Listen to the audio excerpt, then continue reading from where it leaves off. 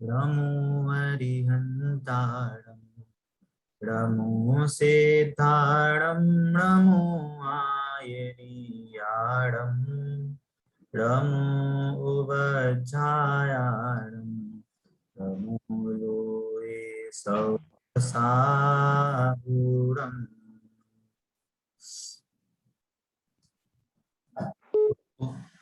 जैसे कि पिछले वीक हमने एक प्रोग्राम किया था, आई थिंक सबको आनंद आया होगा। उसमें कुछ काफी चीजें आपको सीखने में भी मिली होंगी और आई थिंक हमारे क्लास में इससे भी काफी लोगों ने पार्टिसिपेट किया था। प्रीति जी ने पार्टिसिपेट किया था और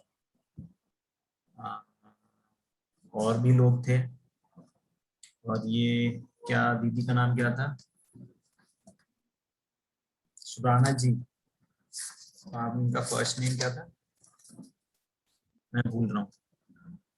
चलिए, सो थोड़ा सा पहले अपन एक रिवाइज करते हैं, है ना, कि हमने अभी तक क्या क्या पढ़ा है। और अभी तक आपके एग्जाम एक असाइनमेंट भी आपको असाइन हो गया है, राइट? तो पहले थोड़ा रिवीजन करते हैं, फिर असाइनमेंट के बारे में भी बात करेंगे, ठीक है? तो पहला क्वेश्चन तो हम ये समझे, पहली बात तो ये कि णमोकार मंत्र में 5 पद है। मैं ही रिवाइज करा देता हूँ, है ना, सबको एक बार समझने में इजी होगा कि णमोकार मंत्र में 5 पद हैं, है ना। और ये णमोकार मंत्र जो हमारा पहला पार्ट था उसमें हमारी काफी डिटेल में चर्चा हुई थी कि णमोकार मंत्र कैसे इसको लिपिबद्ध किया, इसकी रचना नहीं हुई है, लिपिबद्ध किया गया है ना। आचार्य धरसेन आचार्य जो हुए, उन्होंने अपने 2 शिष्य पुष्पदंत आचार्य और भूतबली आचार्य को शिक्षा दी और उन्होंने जब षटखंड आगम की रचना शुरू करी तब इसको लिपिबद्ध हुआ। रचना षटखंड आगम की हुई है, वो पहली बार हुआ है, बट जो मंगलाचरण के रूप में जो पहले शब्द लिखे गए हैं वो णमुकार में, ठीक है।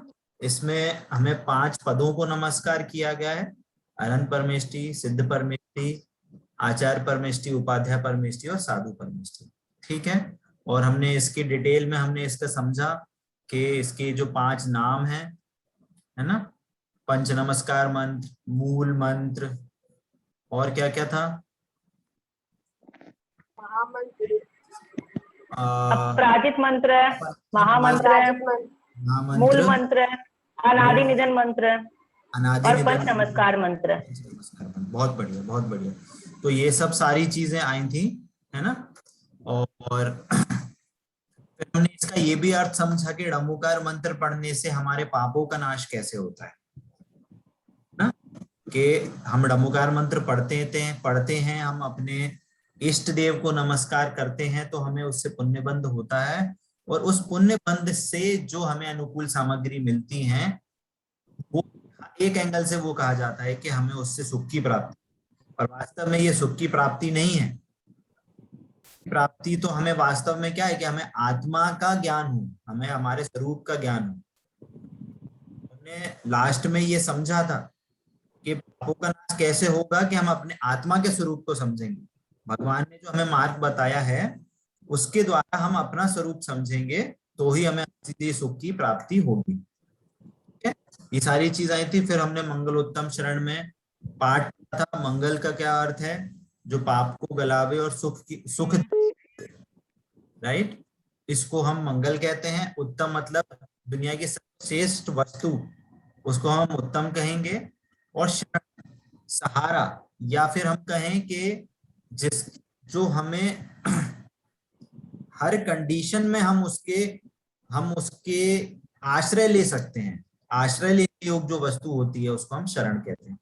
इसकी भी हम लोगों ने बहुत डिटेल में चर्चा करी थी, राइट। और हमने बहुत अच्छे से समझा था कि इन तीनों का हमारे को प्रैक्टिकल एप्लीकेशन कैसे आना चाहिए, ठीक है। ये सारी चीजें हमने अब बहुत डिटेल में समझी थी, ठीक है। तो आपको आई थिंक असाइनमेंट सबको मिल गया होगा, और असाइनमेंट में आपको जो क्वेश्चन है वो 2 ही क्वेश्चन है। और एक एक क्वेश्चन को आप एक एक पेज मैक्स में लिख सकते हैं, आप अपने भाव लिख सकते हैं जो हमने क्वेश्चन दिया है।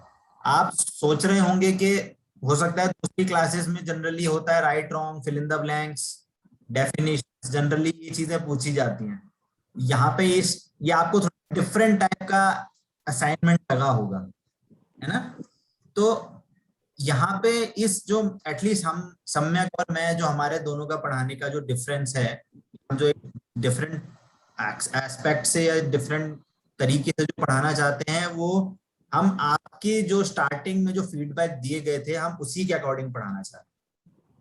क्या फीडबैक दिया गया था आपका कि हमें अपने यंग जो है हमारी, या हमारे जो बच्चे हैं या हमारे परिवार वाले हैं, हम उनको भी उन चीज में इंक्लूड करना चाहते हैं, right. I think most of the जो हमारे क्लास के जो अभी अटेंड कर रहे हैं उनके आई थिंक मोस्ट के यही पॉइंट ऑफ व्यू थे, थे कि हम दूसरे लोगों, अपने को भी समझना चाहते हैं, साथ में हम दूसरों को, हम परिवार लोगों को भी जोड़ना चाहते हैं, है ना।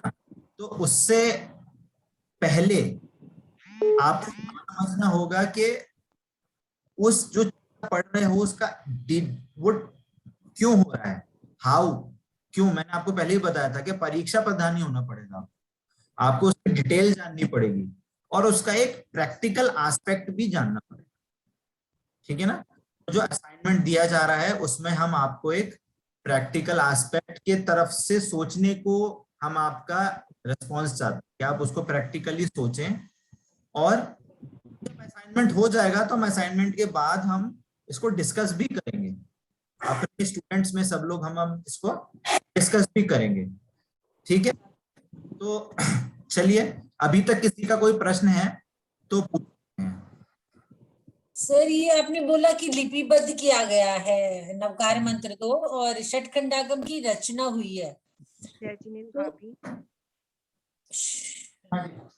षटखंडागम जो उन्होंने लिखवाया वो पहले लिखा हुआ वो रचना नहीं थी क्या षटखंडागम की? षटखंडागम तो पहली बार ही लिखा गया है। षटखंडागम नाम का जो ग्रंथ है उसकी तो हम रचना कह सकते हैं, पर ढमोकार मंत्र की रचना नहीं हुई है। ढमोकार मंत्र ऑलरेडी से ही था, 5 पद ऑलरेडी से ही चल रहे हैं, है ना। तो ये जो शास्त्रों की रचना है वो जरूरी नहीं कि हर बार जब होगा रचना तो उसी नाम से शास्त्र रचे जाएंगे। नहीं, आपका कहने का तात्पर्य कि नाम चेंज हुआ या पूरा अंदर का मैटर भी चेंज हुआ? मटेरियल चेंज नहीं हुआ, षटखंडागम की रचना हुई। रचना क्या होता है, तो पहली बार बनाए गए। भैया आवाज बहुत ब्लर आ रही है आज। हाँ, आवाज आई थिंक सब लोग है ना, अगर सब लोग माइक करके रखें तो इजी होगा, है ना, जिससे कि मेरी ही आवाज आए अकेले और जो क्वेश्चन पूछ रहा है उनकी, ठीक है ना। हाँ, वेरी गुड। तो क्या है कि देखिए, रचना उसी चीज की कही जाती है जो नई रचना हुई है। लिपिबद्ध हुआ है मतलब वो पहले से ज्ञान में था बट उसको लिखा गया है पहली बार। फॉर एग्जाम्पल के रोटी बनी, राइट, तो रोटी की रचना हम कहेंगे क्या कि पहली बार ही बनाई? नहीं, रोटी तो बनती है, बनती आती, बट आपने उसको नया एक तरीके से बनाया है ना। जैसे ज्ञान पहले से चला आ रहा था बट उसको लिपिबद्ध पहली बार, बट वो पहली बार बनी है रोटी। हाँ, उस शेप्स की, उस साइज की वैसे भी कहेंगे तो हाँ वो पहली बार ही बनी है, ऐसे कहेंगे। तो षटखंडागम की रचना तो हुई बट ढमोकार मंत्र लिपिबद्ध हुआ है। ये तो आई थिंक हमारा काफी अच्छा डिस्कशन हुआ था इस चीज में। आई थिंक सबको ये डाउट क्लियर होगा, ठीक है जी। Thank you. असाइनमेंट में किसी को कोई डाउट है, कोई पूछना चाहता है? भैया बोलिए। ये जो सेकंड वाला क्वेश्चन है ना, इस जगत में कोई भी किसी का करता धरता नहीं है, भगवान हमें कुछ देते भी नहीं है, फिर भी हम उनकी पूजा अर्चना करते हैं, उनको मंगलकारी मानते हैं, क्यों?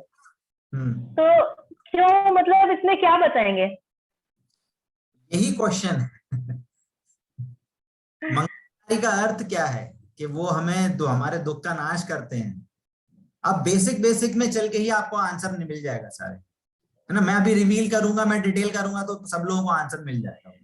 तो मैं ये नहीं, वो चाहता तो हूँ सही कि है। देखो, मेरे को देखिए इस एग्जाम का औचित्य ये नहीं है कि आपको 100% मिल जाए और एकदम फर्स्ट आ जाओ। नो, इस क्लास का भी एम ये नहीं है कि आपको एक पंडित बनाना है, नहीं।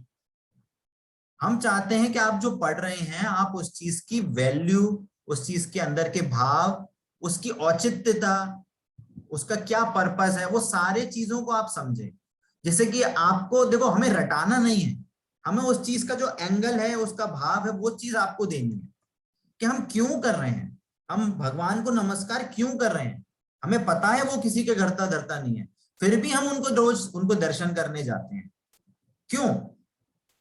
हम उनको मंगलकारी मानते हैं, क्यों? तो जितनी अभी क्लासेस हुई हैं वो उन्हीं के बीच में ही ये पूरा आंसर, उसके अंदर ही आंसर छिपा हुआ है। तो इसलिए मैं चाहता हूं आप थोड़ा सा इसको ना पढ़ाई के तौर पे कि हम कैसे उसको, जैसे हम कोई, जैसे एक कोई आईआईटी की तैयारी करता है या कोई पढ़ाई करता है, कॉलेज की पढ़ाई करता है या कोई रिसर्च करता है, तो वो एक उस टाइप का अगर उसको लेके चलेंगे तो आपको बहुत आनंद आएगा कि क्यों हो रहा है ऐसे। आगे भी जो असाइनमेंट आएंगे या हमारी और भी आगे पढ़ाई होगी, हम इसी लॉजिक से पढ़ेंगे, हम क्यों कर रहे हैं, आज तक जो कर रहे हैं हम क्यों कर रहे हैं उस चीज को। तो जब तक वो आपको एंगल नहीं बनेगा तो आप उस चीज की मीनिंगफुल, देखो हर चीज के पीछे एक मीनिंग है, हर चीज के पीछे एक औचित्य रहता है। तो और ये चीज हम आपको अभी तो हम कह सकते हैं, बट आपको धीरे चल के ये बात में समझ में आएगी। जैन धर्म बहुत बहुत बहुत लॉजिकल चीजों पे बेस्ड है। हर चीज हवा में नहीं है कि मतलब जैसे दूसरे धर्मों में होता है कि भगवान कहाँ है, कि भैया वो तो 3 लोक के सृष्टा हैं, कहाँ बैठे हैं कि भैया अंतरिक्ष में शेषनाग के ऊपर बैठे हैं। अब शेषनाग कहाँ है, वो हवा में है, नहीं भाई, मतलब उसकी कोई कल्पना नहीं की जा सकती कि क्यों है। आप क्यों कहोगे तो बोलेंगे नहीं ऐसा ही है। या हम उन भगवान को पूछ रहे हैं तो वो हम उनको मांगो तो वो देंगे, तो वो कंडीशनल हो जाती है, बट लॉजिकल नहीं बैठती है, राइट। तो वो चीजें यहाँ पे आपको बिल्कुल नहीं मिलेंगी। आपको वो चीज आपको लॉजिकली आप समझोगे तो हर चीजें आपको बहुत सरल तरीके से समझ में आ जाएंगी और आप उसको जीवन में बहुत इजीली उतार सकते हो। क्योंकि जब उसका हमें मीनिंग समझ में आता है किसी भी चीज का, कि हमें जब मीनिंग समझ में आता है तो हम बहुत इजीली उसका जीवन में उतार लेते हैं, राइट। तो इस एग्जाम का भी औचित्य यही है कि हमने जो भी डिस्कशन किया था उसका हम एक मीनिंगफुल चीज हम लाइफ का उसका एक पार्ट बनाए और उसको समझें, ठीक है ना। आप इसको बिल्कुल भी नहीं समझो कि आपको फुल मार्क्स चाहिए, ऐसे करना है। आप दो, आपको फुल मार्क्स मिलेंगे तो भी मिल जाएंगे और नहीं भी मिलेंगे तो भी आप सब पास हो, कोई टेंशन वाली बात नहीं है। हम एक दूसरे सर से सीखेंगे, है ना। जैसे कि ना हमें जो पढ़ाया उसी में से ही देना आंसर, या जो हमने एक्सपीरियंस किया है या जो हमने थोड़ा बहुत समझा भी है अपने हिसाब से उसका, वो भी हम आंसर में लिख सकते हैं। मैं चाहूंगा कि आप दोनों को इंक्लूड करें। अच्छा, मैं चाहूंगा आप दोनों को इंक्लूड करें। जैसे पहले वाले क्वेश्चन में था कि आप पहले क्या अर्थ समझते थे, अभी में क्या आपको डिफरेंस आया, तो आप दोनों को इंक्लूड करोगे। सेकंड वाले में चाहो तो अभी का इंक्लूड कर सकते हो या दोनों को इंक्लूड कर सकते हो, क्योंकि कुछ ना कुछ तो मैं समझता हूं कि आपके सोचने में या समझने में डिफरेंस आया होगा, आई होप, है ना। तो वो चीजों को आप सोचिए, विचार करिए। अगर आपको ऐसा लगता है कि हाँ थोड़ा टाइम चाहिए, आपकी बिजी लाइफ है, देखो होमवर्क करो, ये भी बैठो ऐसी कोई डेडलाइन भी जल्दी। जरूरी डेडलाइन है उसकी, ठीक है ना, तो हम उसको थोड़ा एक्सटेंड भी कर देंगे। सो तो आप एकदम रिलैक्स होके एग्जाम दे सकते हैं, ठीक है। चलिए, और ठीक है, चलिए नेक्स्ट पार्ट है। और किसी को कोई डाउट है?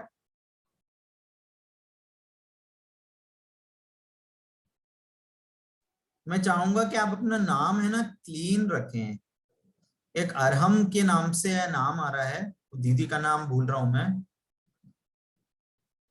धर्मिष्ठा सुराना। हाँ धर्मिष्ठा, सॉरी मेरे को थोड़ा सा एकदम स्लिप हो गया। ठीक है, मैं एक सेकंड, आप अपना नाम चेंज कर लीजिए प्लीज, क्योंकि थोड़ा अटेंडेंस के लिए वो एक मार्क रहता है। हाँ। चलिए आगे नेक्स्ट चैप्टर पे बढ़ते हैं हम, है ना। और किसी को तो कोई डाउट नहीं है? अंजलि जी, मधु जी, आर्या जी, वर्षा जी? भैया नहीं है डाउट। ठीक है, चलिए बढ़िया बढ़िया बढ़िया। किरण आंटी जी, डाउट आपको अभी तक?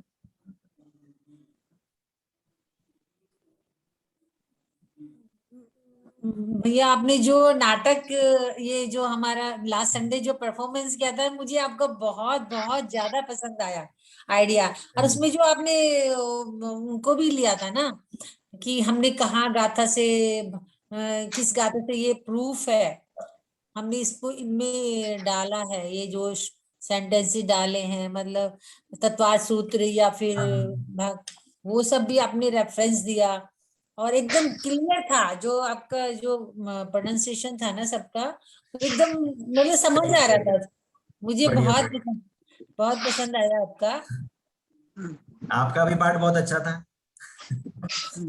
हमारी क्लास के काफी लोग बहुत एक्टिव हैं, है ना। चलिए बढ़िया है, ठीक है। चलिए नेक्स्ट चैप्टर पे बढ़ते हैं, है ना। मैं क्या है कि अभी जो हमारी क्लासेस हैं, मैं चाहता हूं कि आप हो सके तो चैप्टर आप खुद से पढ़ें, है ना। मैं फुल चैप्टर नहीं पढ़ा रहा हूँ, लाइन तो आप खुद से पढ़ सकते हैं, पीडीएफ होगी आपके पास, है ना। हम उनके अंदर जो कंसेप्ट दिया हुआ है हम उसको क्लियर, ठीक है। जो मोटे मोटे कंसेप्ट हैं जो आपको नहीं क्लियर हो सकते, हम उसको क्लियर करेंगे, ठीक है। चलिए। हमारा तो अभी तक नहीं आया है भैया, हाँ, हमारी बुक्स नहीं आई है अभी। आपने फॉर्म भर दिया था? हाँ भर दिया है। हाँ, तो हो सकता है कि ट्रांजिट में हो, बीच में हो, है ना। ओके। वहां से डिस्पैच हो चुकी है, तो आई थिंक पिछले हफ्ते ही शायद से हुई थी। तो ठीक है, हो सकता है बुक है तो हो सकता है वो स्लो पेस में चल रही हो, तो 10-15 दिन लगे उसको आने में। जी तो जी, हाँ, पीडीएफ है ना इसमें, मंगला जो हमारा ग्रुप है ना उसमें डाल दीजिए ना, ताकि हम देख पाए। आपकी पीडीएफ की जो ग्रुप का जो इंफॉर्मेशन है, राइट, उसमें 3 लिंक दिए हुए हैं ऑलरेडी, पीडीएफ का भी लिंक है उसमें, तो आप चाहें तो वहां से पीडीएफ ले सकते हैं। ठीक है ठीक है। ठीक है, तो वो ऑनलाइन लिंक वहां पे दिया हुआ है, आप वहां से आप उसको डाउनलोड कर सकते हैं। Thank you. संजीव जी कुछ बोल रहे हैं?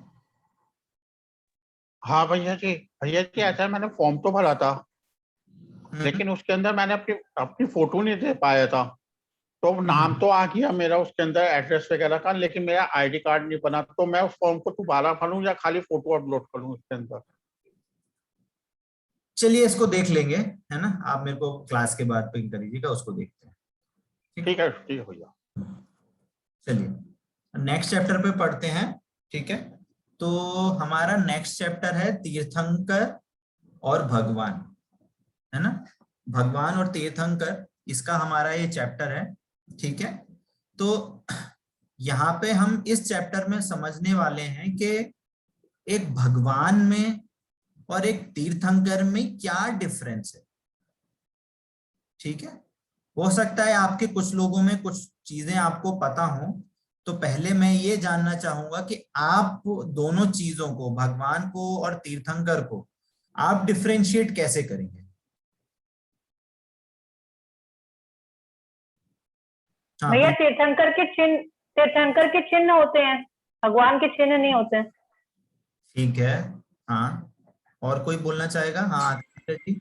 तीर्थंकर का समवसरण आता है, भगवान का नहीं आता। सारे तीर्थंकर भगवान होते हैं, पर भगवान तीर्थंकर नहीं होते हैं। तीर्थंकर सिर्फ 24 ही होते हैं संसार में। बढ़िया बढ़िया। और कोई? कल्याणक होते हैं। हाँ, तीर्थंकरों में कल्याणक होते हैं। भगवान के और कोई बोलना चाहेगा? तीर्थंकर एक सेकंड। तीर्थंकर तीर्थ की रचना करते हैं, जिसमें साधु साध्वी श्रावक श्राविकाएं ये तीर्थंकर ही बनाते हैं। हाँ, संजीव जी कुछ बोल रहे हैं? भैया जी तीर्थंकरों के कल्याणक भी होते हैं, समोषण भी लगता है, और साथ में जो है उनके गौतम गर्दन भी होते हैं। जबकि भगवान के अंदर ये सब नहीं होता, उन्हें सिर्फ केवल ज्ञान होता है। बढ़िया बढ़िया। हाँ, कामिनी जी कुछ बोल रही हैं। धर्मचक्र पंडित जी, तीर्थंकर 24 होते हैं और उनका सम्मोचरण भी आता है, रचना होती है सम्मोचरण की। 16 सपने, उनकी माता को 16 सपने भी आते हैं, जबकि भगवान के माता को 16 सपने नहीं आते। और उनका समय चक्र चलता है, जैसे अभी महावीर भगवान का चल रहा है, धर्म चक्र चलता है। ठीक है ठीक है। हाँ, बीच में और कोई कुछ बोलना। हाँ, धर्मिष्ठा जी कुछ बोल रही थी क्या? भैया बोल दिए, वही बोल रही थी मैं। सम्मोचरण से विभक्त होते हैं। ठीक है। तीर्थंकर की 8 प्रतिहार्य होते हैं, जो तीर्थंकरों के ही होते हैं, 8 प्रतिहार्य। चलिए, बहुत अच्छे उत्तर थे। आई थिंक सबको, मैं समझता हूँ कि सबको तो नॉलेज है इन सब चीजों की। अभी थोड़ा सा डिटेल में पढ़ेंगे, ठीक है। चलिए, तो इस चैप्टर को पढ़ने से पहले एक कंसेप्ट मैं आपको देना चाहूंगा। सबने आंसर दिए हैं, सही हैं, है ना। बट हम जब भी किसी की परिभाषा या हम किसी को जानने के लिए कोई हम एक डेफिनेशन देते हैं, तो वो डेफिनेशन या कहना चाहिए वो लक्षण एक अटूट लक्षण होना चाहिए। क्या कहा कि हम अगर कोई, ये जैन धर्म में हर जगह लगेगा, अकेले भगवान तीर्थंकर आदि में नहीं, हर किसी में लगेगा।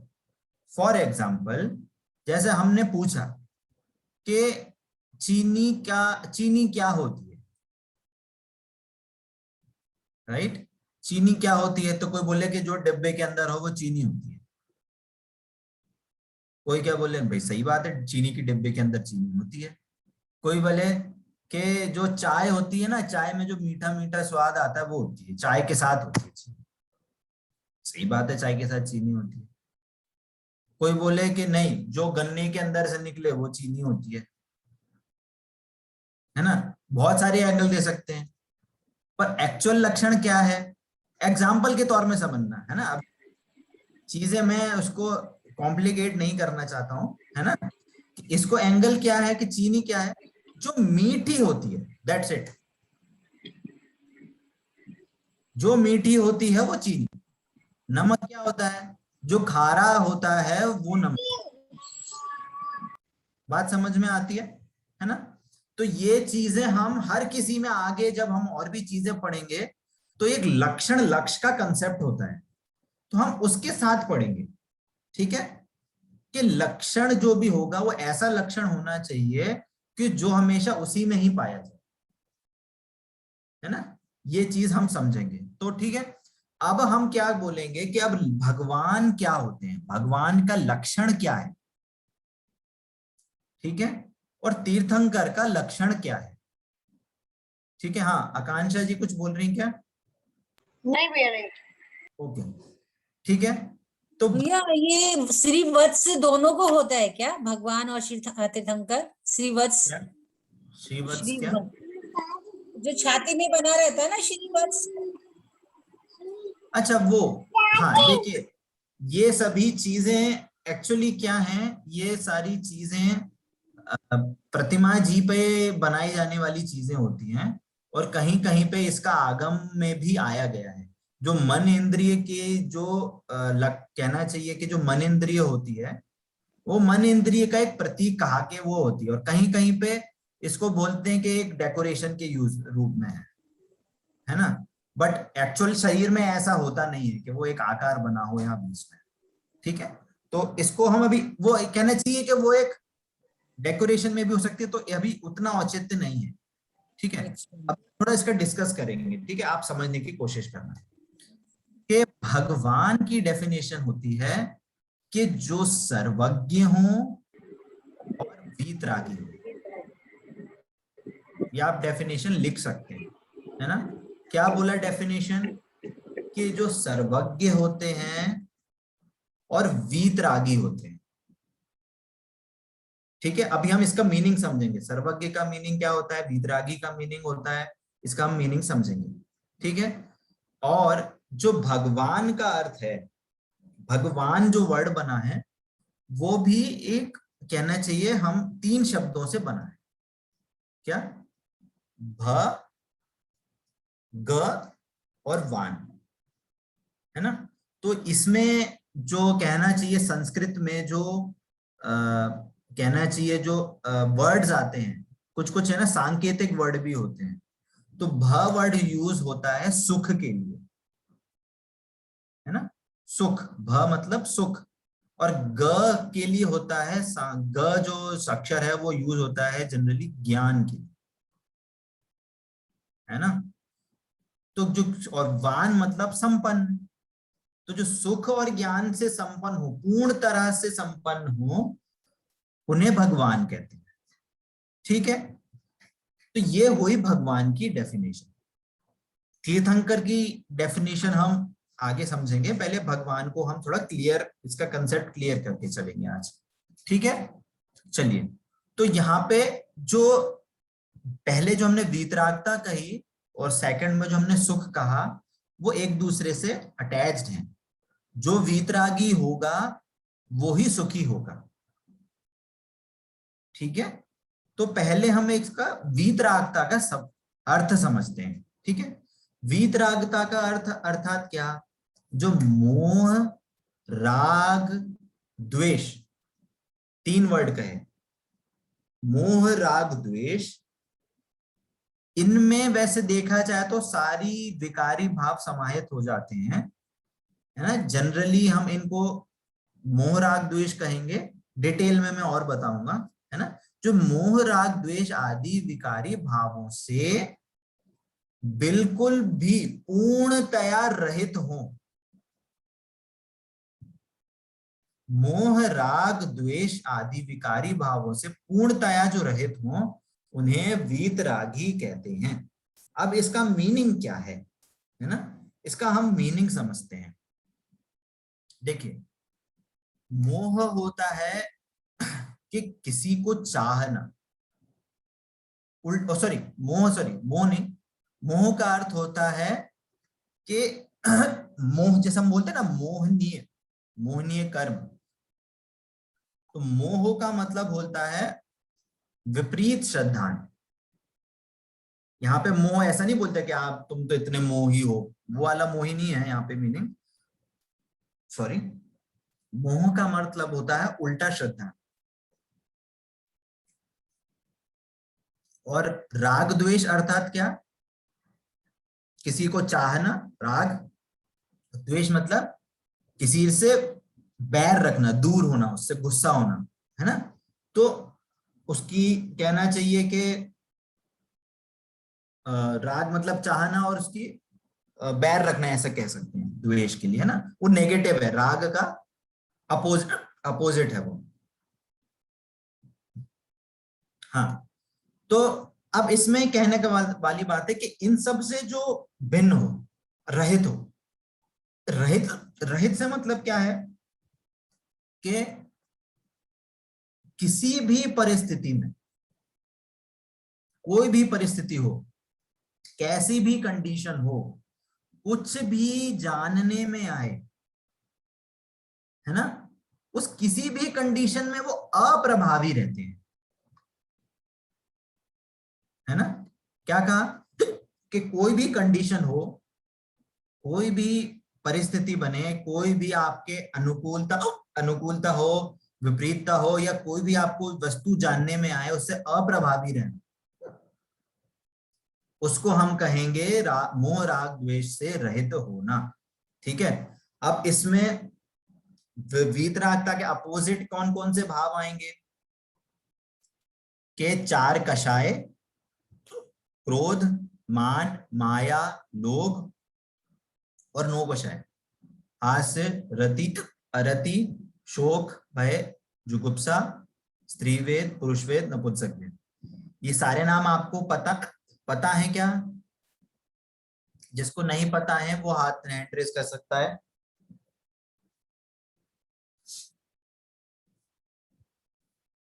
अच्छा, संजीव जी को नहीं पता है। हाँ, पूनम आंटी आपको नहीं पता ही है?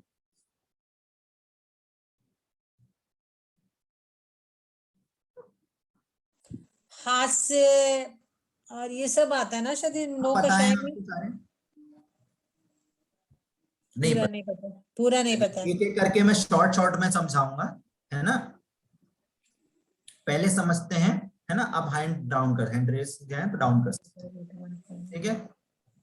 कि जो हमारे भाव होते हैं उनको इन जनरल पाप भाव, कषाय, नो कषाय, इन सब में डिवाइड किया गया है ना। तो अभी हम कषाय से समझते हैं। कषाय क्या होती हैं? जो भाव आत्मा को कसे, दुख दे, उसको कषाय कहते हैं। तो ये 4 प्रकार की होती हैं। कौन सी? क्रोध, मान, माया और लोभ, ठीक है। क्रोध मतलब गुस्सा, गुस्सा किसी भी अनिष्ट चीज को देखा, किसी को बुरी चीज को देखा तो गुस्सा आना, है ना, तो वो क्रोध। मान मतलब कि किसी भी पर वस्तु को देख के अपने को छोटा या बड़ा मानना, अकेला बड़ा नहीं, छोटा मानना। दीनता का भाव भी मान कषाय है। अरे मेरे पास कुछ है ही नहीं, मैं क्या दान कर सकती हूँ, या मैं कुछ क्या कर सकता हूँ, तो ये भी मान कषाय है ना। और अपने को किसी, अरे मेरे पास तो बहुत पैसा है, तो ये मान कषाय। मायाचारी क्या? कि छल कपट करना, है ना, किसी भी चीज को पाने के लिए, किसी भी अपना काम कराने के लिए, सर, है ना। सर आप पानी पी लीजिए, आपको हिचकी आ रही है ना लगातार। कोई दिक्कत और नहीं। एक है ना ये बैक का जो पॉइंट होता है ना, ये इधर। अभी क्लास पे फोकस करते हैं आंटी, है ना। हाँ नहीं ठीक है, आप है ना ये थोड़ा बैक का पॉइंट होता है ना सर, उसको प्रेस कर लीजिए। ठीक है, चलिए अभी क्लास पे फोकस करते हैं। आप मेरे हिस्ट्री पे फोकस नहीं करिए, अभी क्लास पे फोकस करते हैं, ठीक है ना।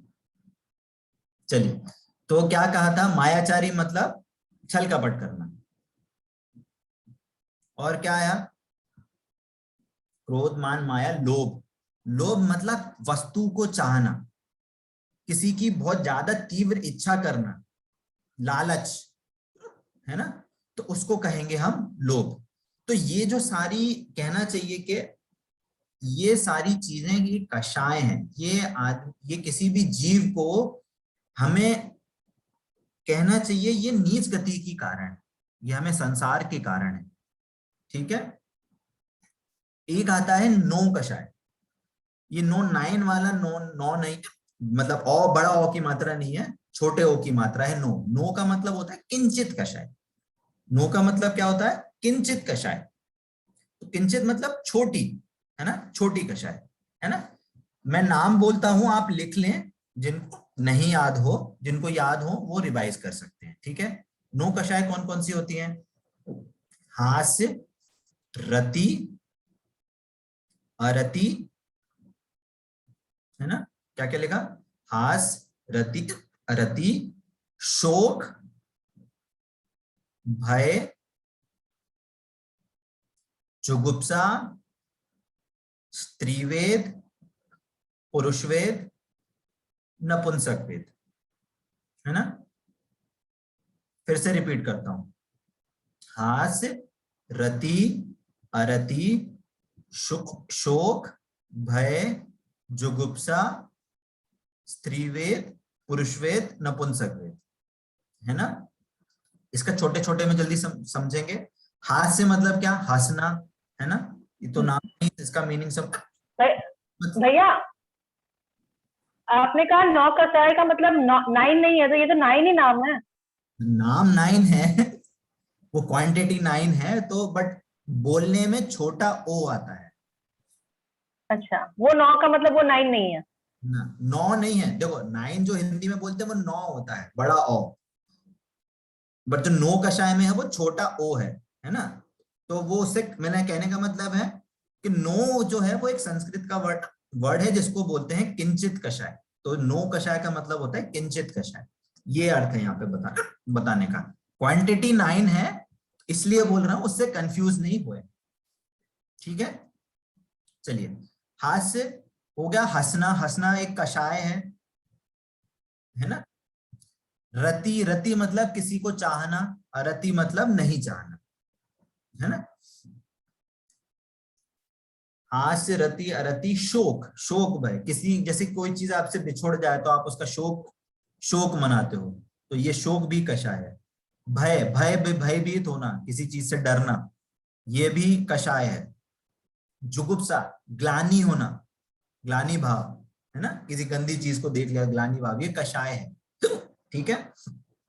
स्त्रीवेद, स्त्रीवेद होता है कि स्त्री होते हुए अगर वो जीव पुरुष को संभोग करना, उसको भोगने की इच्छा होना, वो स्त्रीवेद। पुरुष वेद क्या, कि पुरुष को स्त्री को भोगने की इच्छा होना, वो पुरुष वेद।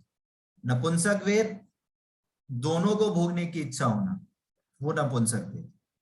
ठीक है, इसमें किसी को कोई डाउट?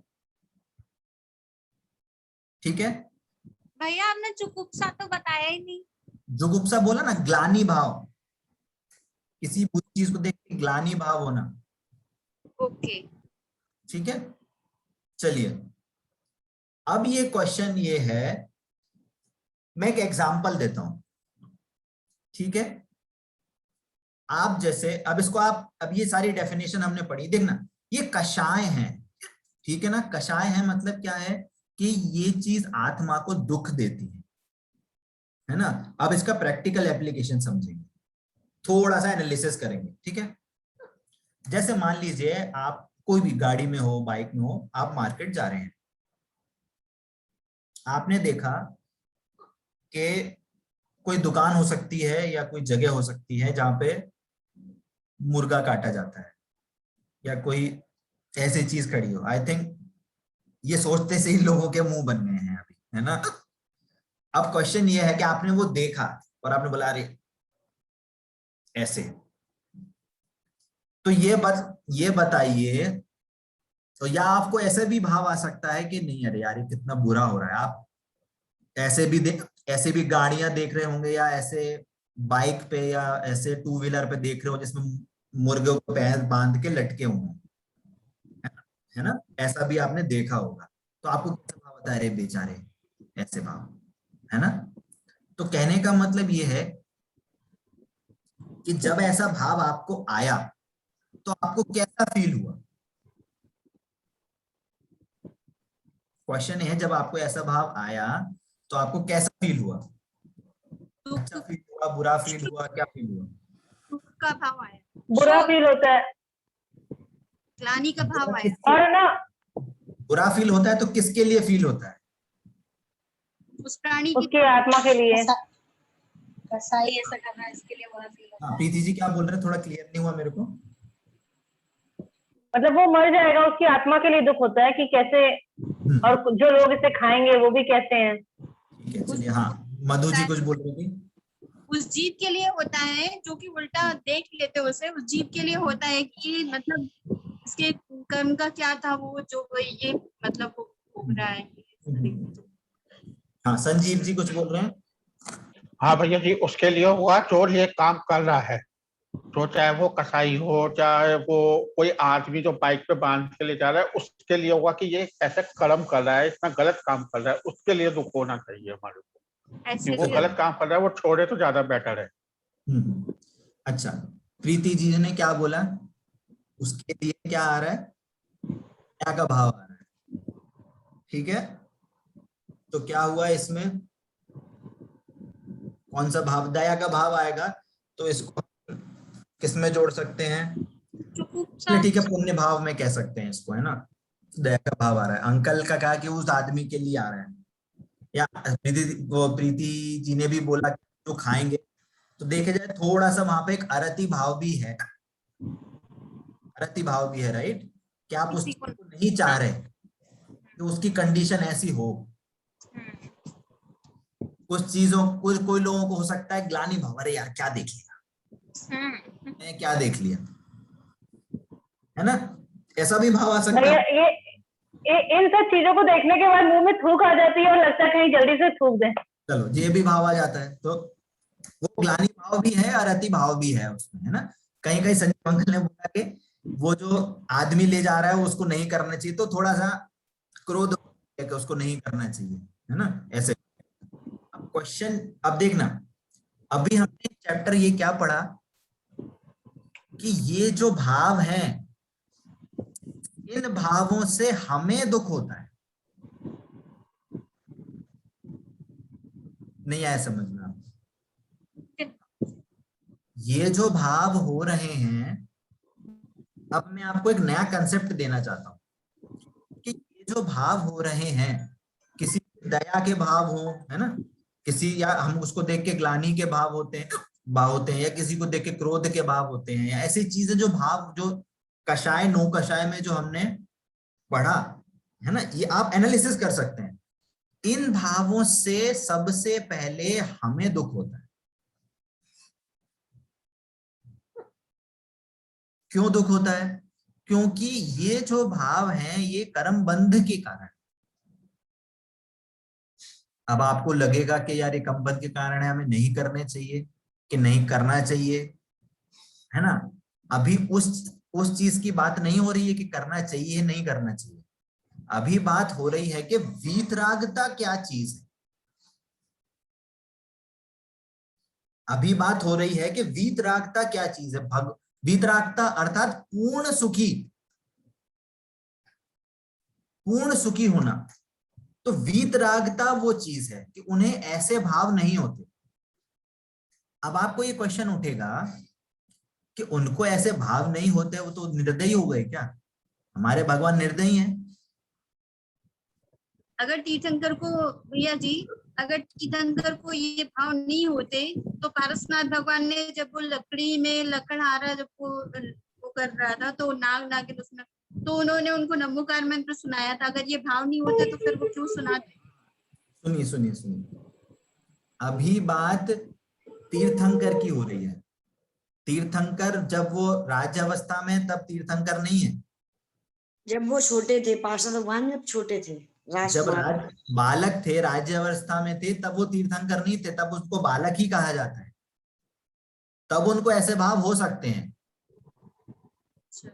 वो फैक्ट, वो स्वाभाविक है ना, ऐसे भाव आना स्वाभाविक है।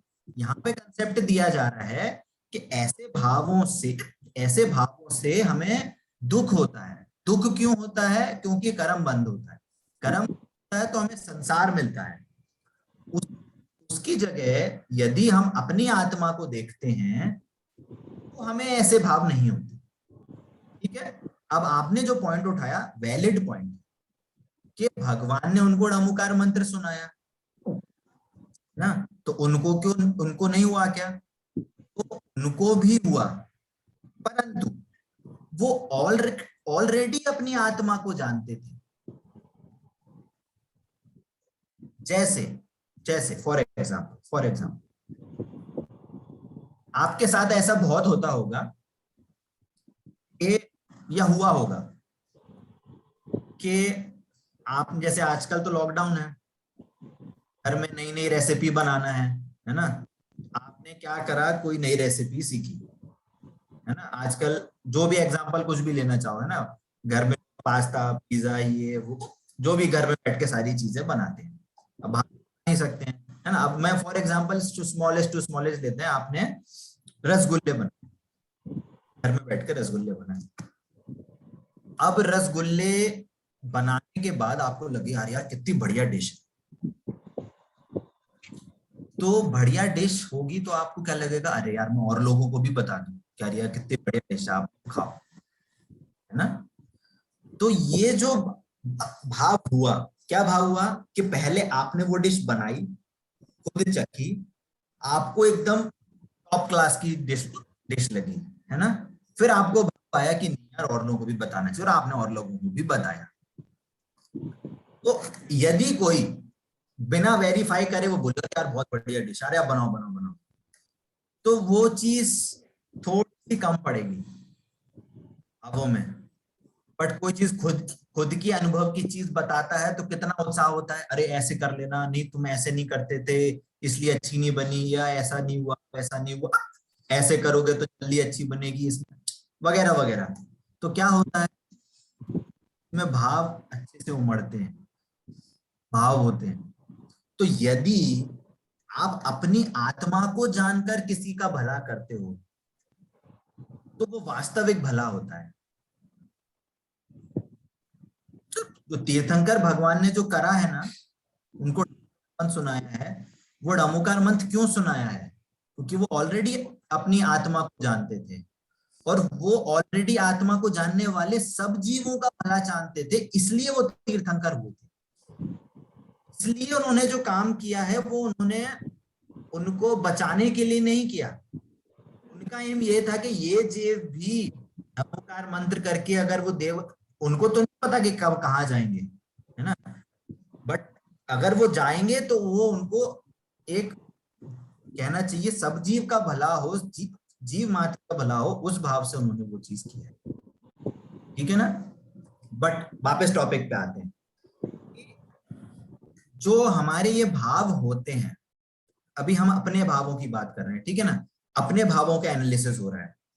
इसको थोड़ा सा और भी और समझेंगे, आपको और क्लियर होगा कि हमने कहा कि ये जो भाव होते हैं ये हमें दुख देते हैं, ठीक है ना। अब हम समझते हैं कि भगवान को क्या होता है ना। अब यहाँ पे बात आती है सर्वज्ञता, है ना। सर्वज्ञता का क्या अर्थ है कि तीन लोक की सारी वस्तुओं को प्रत्यक्ष जानना, भूतकाल की, वर्तमान काल की, भविष्य काल की सारी वस्तुओं को एक साथ युगपत जानना। अब इसका भाव आपको समझ में नहीं आएगा, अभी एक एग्जांपल लेते हैं। मान लीजिए आपके घर में गाने बज रहे हैं, आपको शोर मच रहा है, बच्चे या कोई भी आपके घर परिवार वाले गाने चला देते हैं, कुछ भी चला देते हैं, या आपके कॉलोनी में कोई भजन कीर्तन हो रहा है अन्यमती का, है ना, उनका क्या चल रहा है, जगराता, रात भर जगराता चल रहा है और स्पीकर पे लगा के जगराता चल रहा है। आप उसको जान रहे हो तो आपको बहुत टेंशन हो रही है, सर दर्द हो रहा है। अब मान लीजिए यही चीज आपके सिटी की हर कॉलोनी में हो, आपको वो सारा शोर एक साथ जानने में आए तो कितनी जोर की आवाज आएगी। जैसे मान लो आपके शहर में मान लो 100 कॉलोनी है, अब 100 कॉलोनी में 100 स्पीकर वैसे इट इज बज रहे हैं और वो चीज आपको एक साथ जानने में आए। अब आपके शहर के साथ जोड़ लो आप पूरे प्रदेश की सारी चीजें एक साथ हो रही हैं, ट्रैफिक का शोर, इसका शोर, गाने का शोर, बच्चे की रोने की आवाज, ये वो फलाना ढिमका, गाना भी चल रहा है, ये प्रोग्राम भी चल रहा है, टीवी की आवाज, सारी चीज आपको जानने में आ रही, तब कितना शोर मचेगा। अब आपके प्रदेश की जगह इंडिया को जोड़ लो और इंडिया के साथ पूरी दुनिया को जोड़ लो। अब सोचो कि ये सारी चीजें एक साथ जानने में आ रही हैं। अब सुनना, एक साथ भी जानने में आ रही हैं, भूतकाल में जितनी हो चुकी उस वो भी जानने में आ रही है, आगे जो आवाज निकलेंगी सब जानने में आ रही है। बताइए। और उसको वो प्रत्यक्ष अलग अलग जान रहे हैं, इसको कहते हैं सर्वज्ञता। अब इसको आवाज की जगह आप हर वस्तु में लगाओ, कीचड़ दिख रही है, बिस्टा दिख रही है, गंदी गंदी सुअर दिख रहे हैं, ये गंदगी, वो गंदगी, ये अच्छी चीज, सारी चीजें दिख रही हैं। आपको वो एक शॉप दिखने पर आपको जो ग्लानि भाव हुआ था, वो कैसा लग रहा था कि अरे यार कैसा जीव है, अरे कैसा उसको वेदना हो रही होगी। और भगवान को तो 3 लोक की चीजें जानने में आ रही है, 3 काल की चीजें जानने में आ रही है, आपका भूतकाल, आपका भविष्य काल सब जानने में आ रही है। इवन जो उनके पूर्व भवों के जो माता पिता रहे होंगे उनका भी भूतकाल भविष्य काल जानने में आ रहा है। तो कहने का मतलब है उन सब को जानने पर भी उनको ऐसे भाव नहीं हो रहे,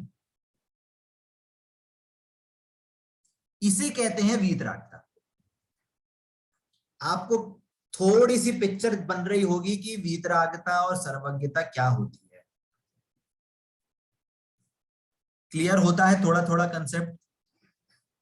है ना, कि ये एक वीतरागता के लिए आपको एक बहुत स्ट्रॉन्ग विल चाहिए, जिसको हम दूसरी भाषा में कहते हैं सम्यक दर्शन। शास्त्रीय भाषा में कहेंगे सम्यक दर्शन, या हम नॉर्मल शब्दों में कहेंगे अटूट श्रद्धा। किसकी अटूट श्रद्धा? अपनी आत्मा की अटूट श्रद्धा। क्लियर होता है थोड़ा थोड़ा वीतरागता क्या चीज है और सर्वज्ञता क्या चीज है ना। इसको मैं थोड़ा सा ना, जो हमारे पास नोट्स है उसमें थोड़ा सा पढ़ता हूं, वीतरागता और सर्वज्ञता क्या चीज है, आपको थोड़ा सा रिकॉल होएगा। क्वेश्चन है यहाँ पे कि वीतरागता किसे कहते हैं? तो कह रहे हैं कि जो मोह राग द्वेष आदि संपूर्ण विकारी भावों से पूर्णता रहित होते हैं, अर्थात जो किसी से कहीं भी कभी भी किसी भी परिस्थिति में प्रभावित नहीं होते, तथा किसी को कहीं भी कभी भी किसी भी परिस्थिति में प्रभावित नहीं करते, जो सदा पर से पूर्ण निरपेक्ष स्वतंत्र स्वाधीन आत्मसंतुष्ट रहते हैं, उन्हें वीतरागी कहते हैं। आत्मसंतुष्ट होना वो वीतरागी। जैसे मुनिराज हैं, मुनिराज भी आंशिक वीतरागी हैं। क्यों है आंशिक वीतरागी? वो भी आत्मा में संतुष्ट हैं। अब आत्मा में संतुष्ट हैं तो बाहर में उनकी वैसे काम नहीं दिखते कि उन्हें अब ये चाहिए, अब वो चाहिए, ये चाहिए, है ना। जैसे एक मैं लाइन भूल रहा हूं, कहीं ऐसा आता है, मैं उसका अर्थ बताता हूं कि मुनिराज कभी भी आहार लेने जाते हैं तो बहुत नियम लेके जाते हैं कि ऐसी कंडीशन मिलेगी तो ही आहार लूंगा, नहीं तो उनको किसी की नहीं पड़ी कि मैं ये आहार दे तो ही मैं आहार, उनको बस अपना गड्ढा भरना है। क्यों ऐसी कंडीशन क्यों ले रहे हैं? कि वो बाहर जंगल से छोड़ के शहर में आएंगे, नाना प्रकार की चीजें मिलेंगी, लोग आएंगे, उनको पूजा करेंगे, ये करेंगे, वो करेंगे। कहने का मतलब उनका ज्ञान बहुत भ्रमेगा। तो क्या करना चाहते हैं कि वो जल्दी जंगल लौटना चाहते हैं। मैं भले आहार मिले नहीं मिले, मेरे को जल्दी जाना है, मेरे को तो आत्मा का ध्यान कर, इसलिए वो मुनिराज वीतरागी कहलाते हैं, आंशिक वीतरागी, है ना। ये मुनिराज में भी ऐसा स्वरूप दिखता है ना। और जब ये स्वरूप जब पूर्णता को प्राप्त होता है, वीतरागता जब पूर्णता को प्राप्त होती है, तो उनको अनंत सुखी कहते हैं, है ना। जैसे जो हम अनंत भगवान के जो गुण कहते हैं ना, है ना, तो उनमें अनंत सुख आता है, वो वीतरागता का ही एंगल है वहां पे।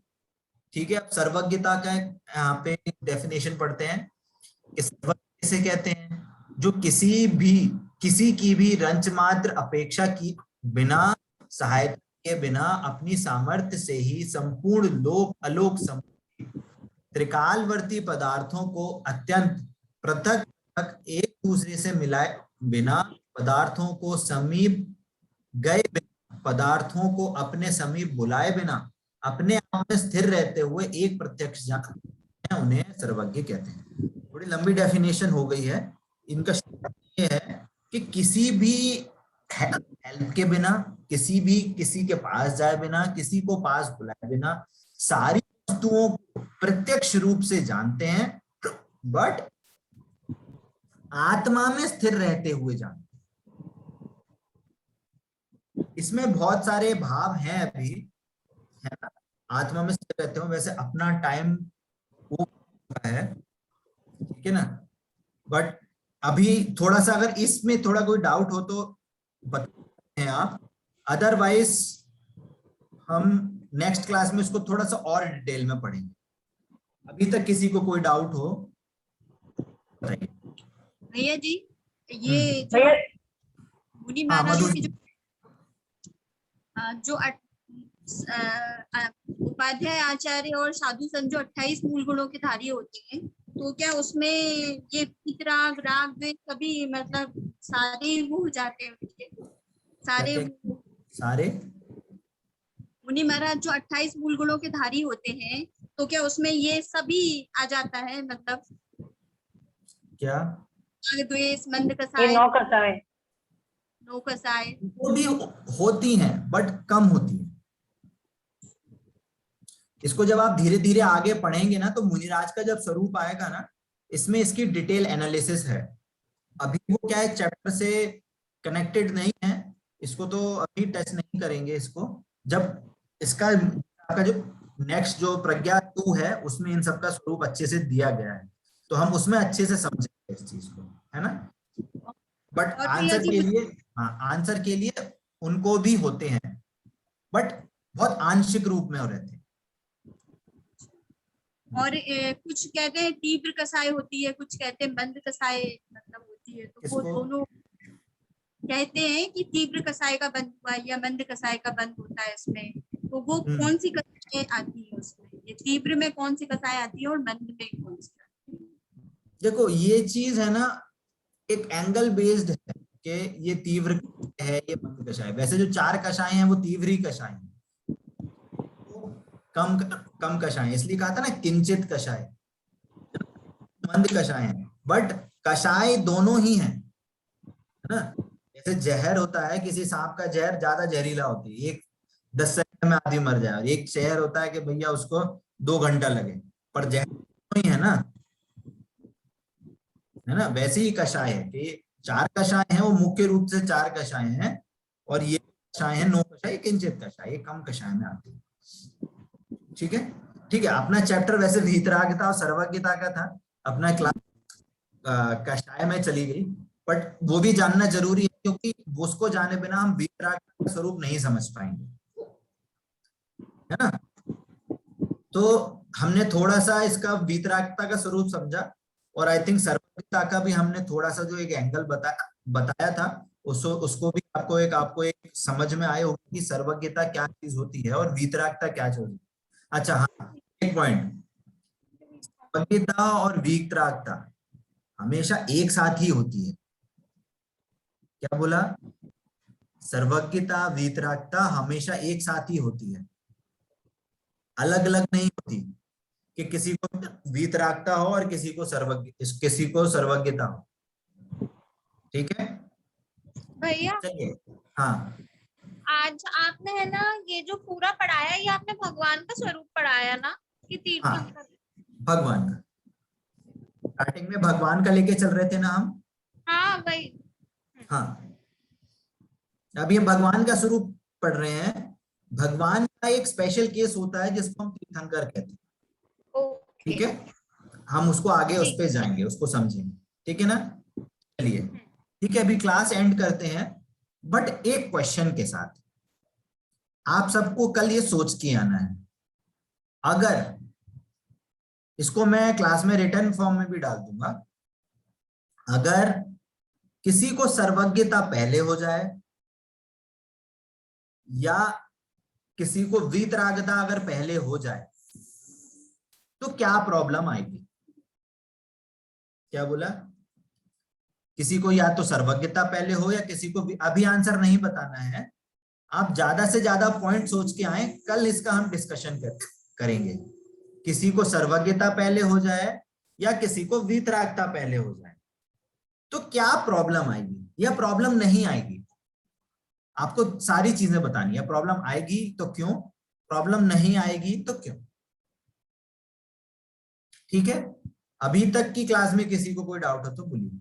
नहीं, अभी है ना आपने जो क्वेश्चन बोला उसमें एक डाउट है, वो मैं आपको पूछ करके पूछूंगी। अब हाँ, अभी आंसर हुआ तो हाँ बताओ, डाउट हो तो बताइए, बता सकते, कोई प्रॉब्लम नहीं है। आपने अभी बोला था कि वीतरागी और सर्वज्ञता तो साथ साथ चलती है, तो फिर वो पहली और बाद में कैसे हो जाएगी? मैं वही क्वेश्चन है, अगर होती तो क्या प्रॉब्लम होती, और अगर हो सकती और प्रॉब्लम नहीं आती तो क्यों नहीं आती? ओके, ठीक है। ठीक है, सबको पॉइंट समझ में आता है ना? ठीक है, अभी तो तक सर यदि भैया पहले तो वीतरागता होगी तभी सर्वज्ञता आएगी ना। हाँ, वो एक समय का अंतर है ना, वो बहुत माइन्यूट डिफरेंस है। बट इन जनरल जब हम गुणस्थान आदि पढ़ते हैं तो कहा जाता है वीतरागता पहले होती है, बट जब हम इन जनरल कहेंगे तो हम यही कहेंगे कि दोनों साथ में ही होती है। वो विशेष टिप्पणी है उस चीज की, वो आई थिंक बाद में हम इसको डिस्कस करेंगे। बट अभी के लिए क्योंकि सारे लोग नए हैं, है ना, उस चीज को समझाते हुए हम बस यही पॉइंट रख रहा हूं कि दोनों चीजें साथ में ही होती है। ठीक है ना? अभी तक किसी का कोई और डाउट है?